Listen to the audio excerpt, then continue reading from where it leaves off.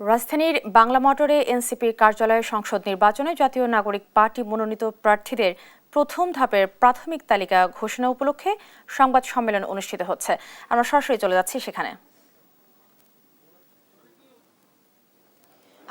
যুথি শুরুতে আপনাকে একটু সংশোধন করে দিতে চাই, সেটি হচ্ছে এখন পর্যন্ত তাদের যে প্রাথমিক প্রার্থীর তালিকা ঘোষণার যে বিষয়টি তা এখনো শুরু হয়নি। আর কিছুক্ষণের ভেতর অর্থাৎ বেলা 11টা নাগাদ এই প্রার্থী তালিকা ঘোষণা শুরু হবে। আপনারা জানেন যে গত 17 নভেম্বর জাতীয় নাগরিক পার্টি এনসিপি দলটি নিবন্ধন পেয়েছে এবং শাপলাকলি প্রতীকে তারা নির্বাচনে প্রতিদ্বন্দ্বিতা করবে।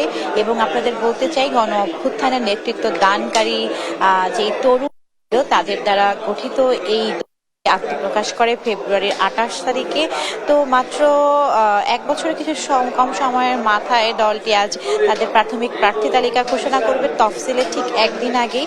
যদিও নভেম্বরের মধ্যে তাদের প্রাথমিক প্রার্থী তালিকা ঘোষণা করার কথা থাকলেও আজ তারা প্রাথমিক প্রার্থী তালিকা ঘোষণা করবেন। এবং আপনাদেরকে বলতে চাই যে তাদের মধ্য থেকে যে হেভি ওয়েট প্রার্থীরা রয়েছেন তারা কে কোন আসন থেকে লড়বেন তাদের একটি তালিকা আপনাদেরকে জানাতে চাই।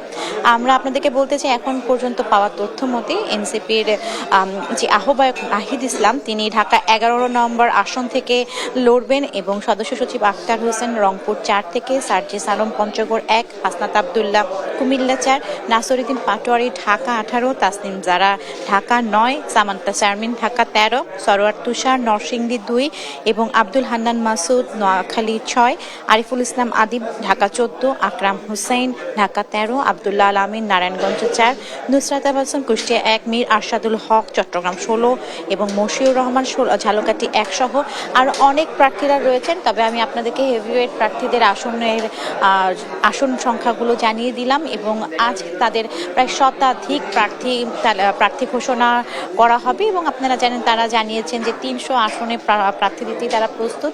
প্রাথমিকভাবে তফসিল ঘোষণার আগেই তারা এই শতাধিক প্রার্থীদের আজ আসন বা তালিকাটি আজ ঘোষণা করবে।